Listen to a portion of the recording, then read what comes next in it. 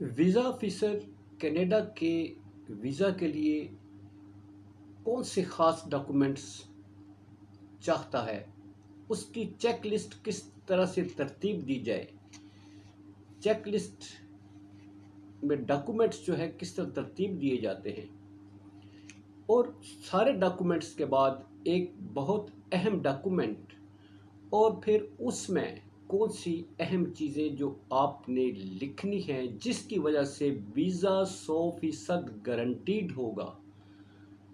इस व्लॉग में आपके साथ आपको यही चीज़ अब शेयर करेंगे।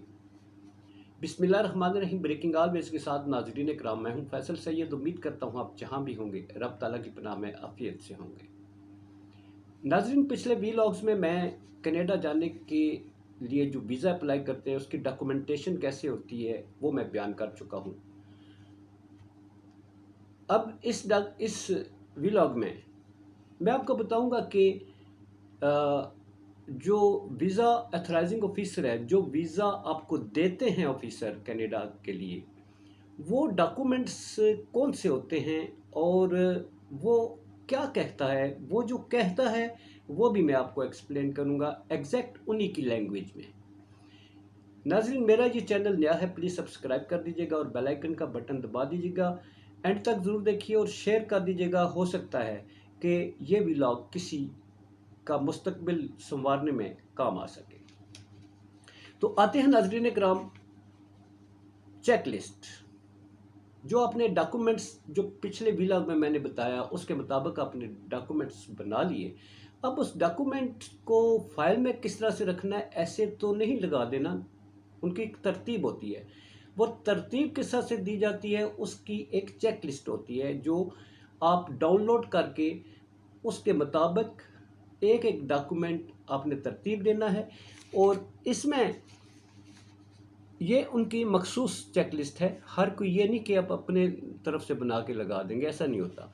इसमें उन्होंने ख़ास तौर पर लिखा है, if any of the required documents listed below are missing your application may be return.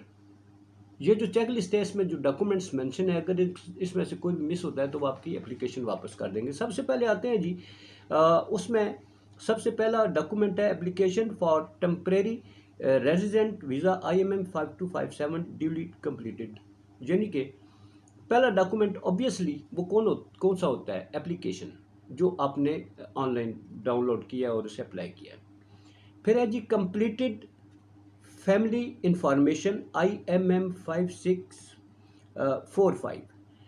ये डॉक्यूमेंट जो होता है, फैमिली इंफॉर्मेशन जो होती है, जो पिछले व्लॉग में मैंने बताया है कि फैमिली रजिस्ट्रेशन सर्टिफिकेट FRC और मैरिज रजिस्ट्रेशन सर्टिफिकेट जो आपने नादरा से लेना है, ये पीछे मैं बता चुका हूँ जी।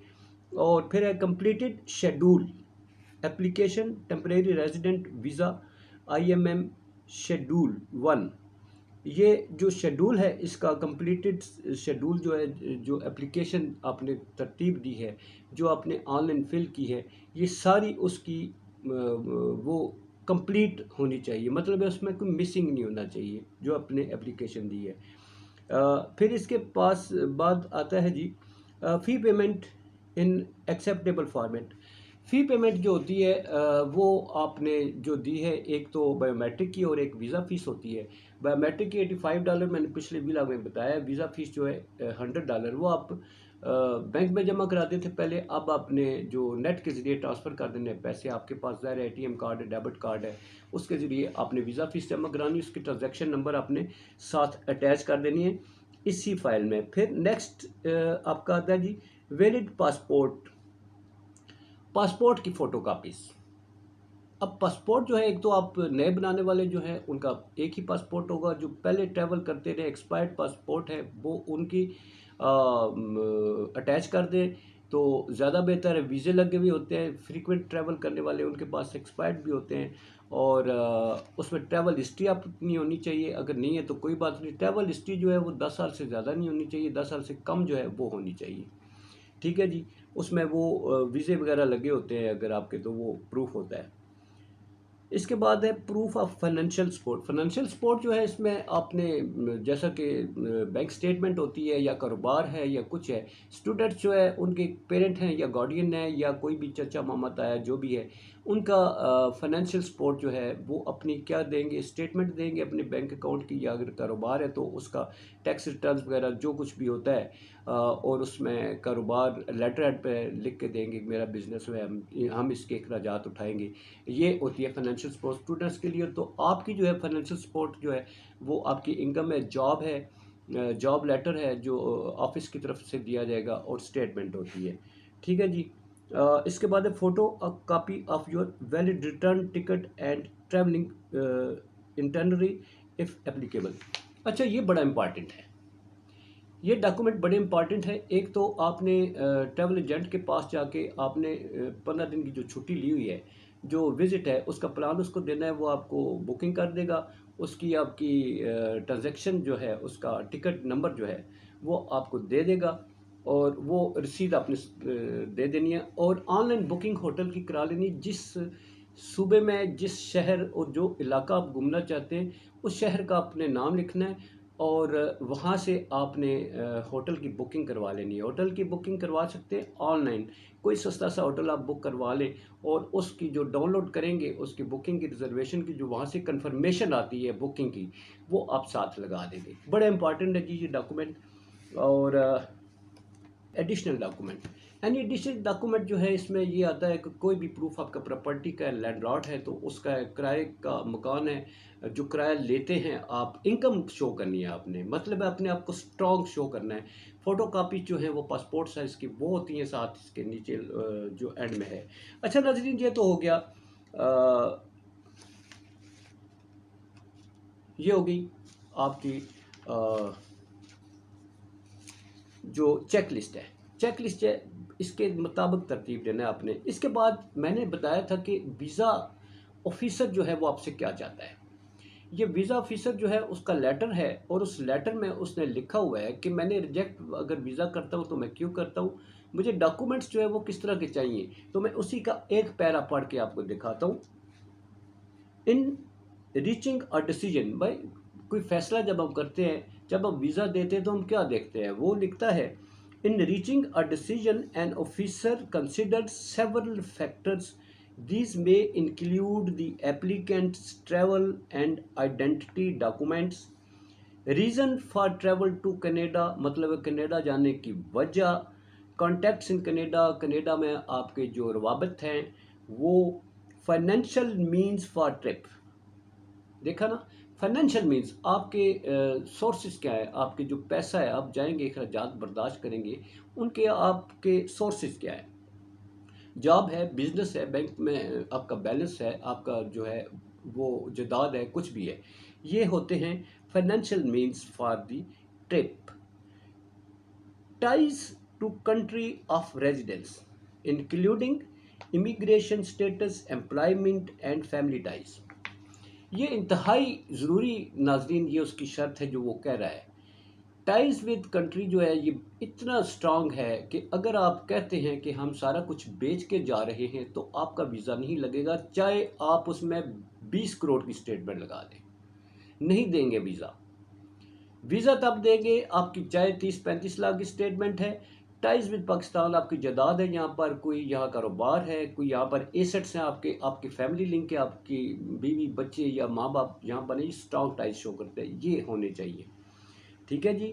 और इसके बाद वो कहता है and whether the applicant would be likely to leave Canada at the end of is his or her authorise stay.